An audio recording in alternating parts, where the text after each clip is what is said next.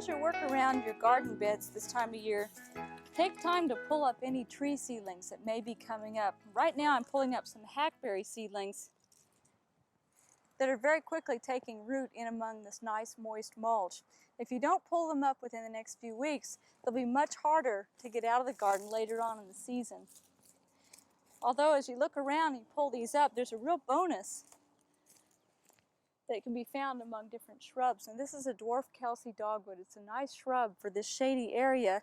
And since last year, it has sent up some root suckers. And so if you're a thrifty gardener and like to keep new plants or get new plants from your own garden and propagate them, this is a prime opportunity. It's right here next to this astilbe and is soon going to be competing with it. And so we want to go ahead and get that on out of here. And all you have to do is have a pot of soil or compost handy and just gently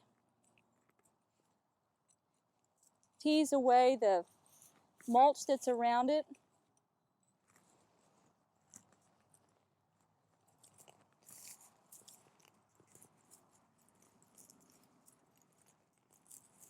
And dig this up, and very often it will be connected to a fairly strong root that's below ground. We have one right here, and we're just going to clip that off,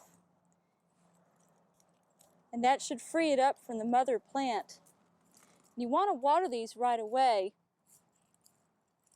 because essentially the soil has fallen away from it and it's fairly bare root, but this does have a nice fibrous root system on it.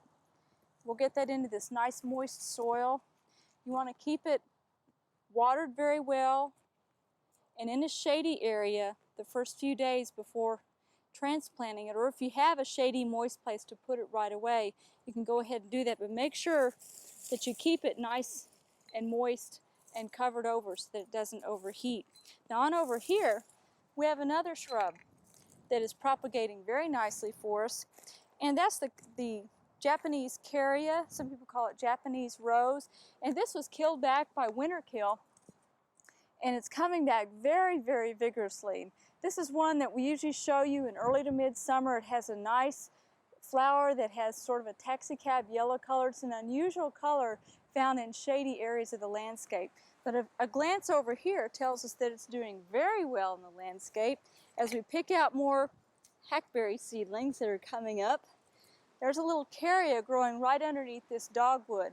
And that's another one that we could dig up, propagate, move to another location of our garden, or share it with friends. We have one right here that we dug up a few weeks ago and have just kept in the shade, and it's doing very, very well. And again, it's just a matter of moving very carefully because you don't want to break it off. These new shoots are still fairly herbaceous. They've not gotten very woody yet, and it'd be easy to snap those off. And so you just want to gently move the mulch away and try to find where it attaches to the main root system from the mother plant.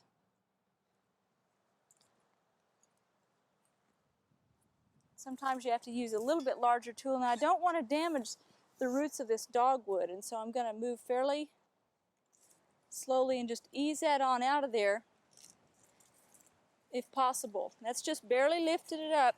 Then I'll take my pruners and cut back under here. And we have enough of that root system intact that that will do just fine as we put that into some potting soil.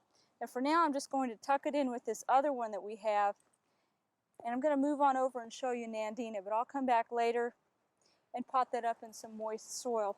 We want to show you just how vigorous some of these root systems can be on over here in our Nandina planting.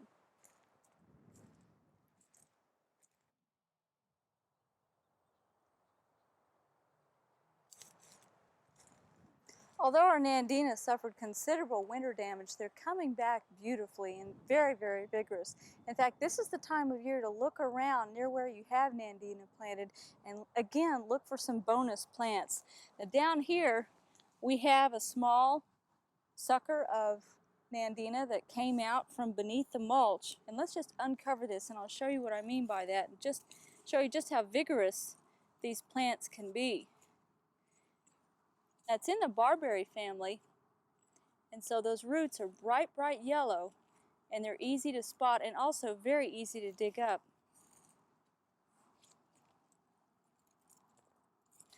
When you are excavating one of these and getting ready to put it in some water and then pot it up, you want to get back to where you have at least some fibrous roots to help it get a start. And we have some back under the mulch here. So I'm just going to clip that away. In fact, Steve Owens, our studio grounds manager, tells me that when he used to work on another landscape project, he used to run across Nandina runners like this, and he would just clip them off and stick them in water and then pot them up a few days later, and he'd have some nice Nandina plants to propagate from the existing landscape. So this is something that you can try as well. And with any propagation that you do, keep in mind again that if they are leafing out like this, there's quite a lot of surface area that's losing moisture. And so sometimes it's advisable, once you get it potted up, to cut it back by about a third and reduce the leaf surface area. And again, as I said a few moments earlier, make sure you keep it in the shade, baby it along a little bit, and you too can have extra plants from within your own landscape.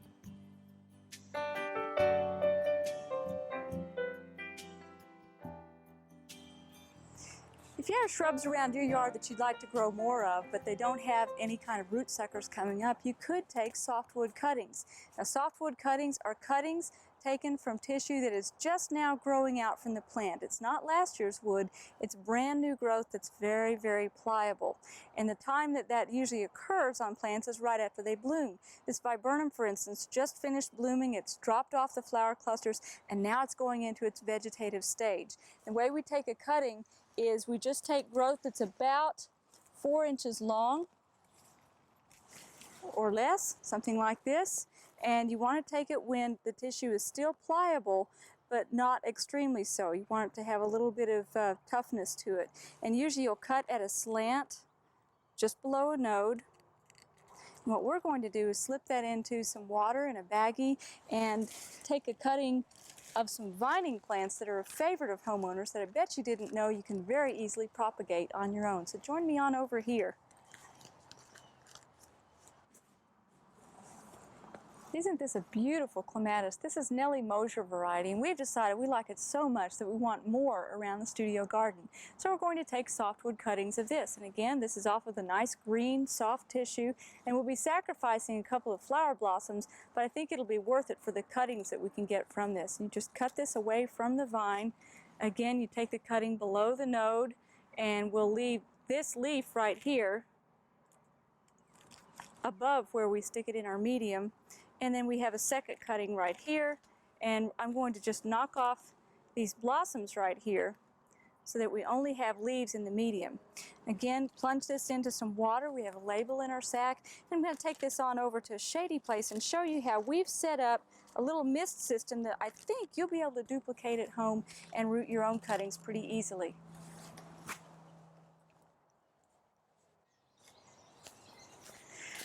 But before you stick the cuttings for propagation, you certainly want to make sure that you have all your ducks in a row ahead of time.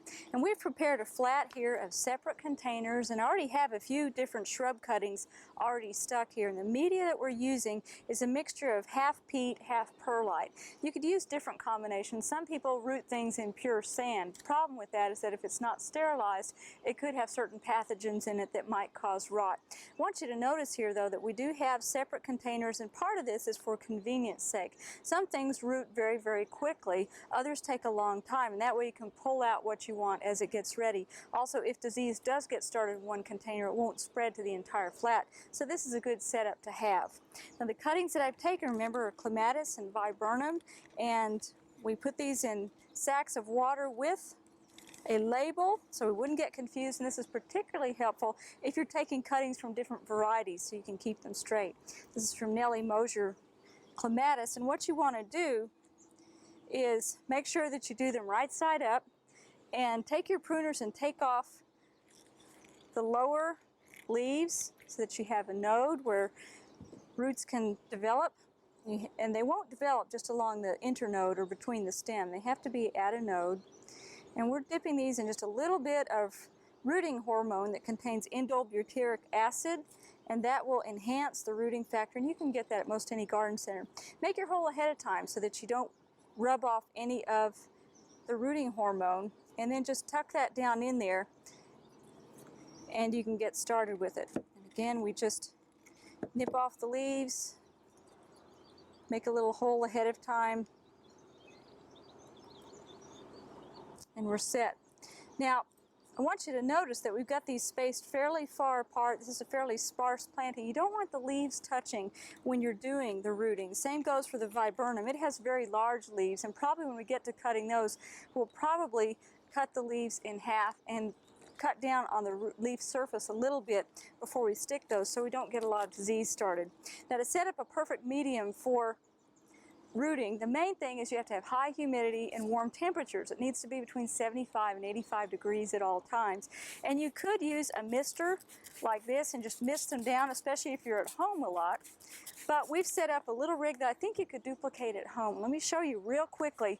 We've taken an old cold frame and fitted inside of it with a cool mist humidifier like you might use around your home in the winter when you have a cold. And then we've rigged up a timer that pulses on and off every 30 minutes. So we have 30 minutes of mist, 30 minutes of dry time, and that allows time for things to dry down in between.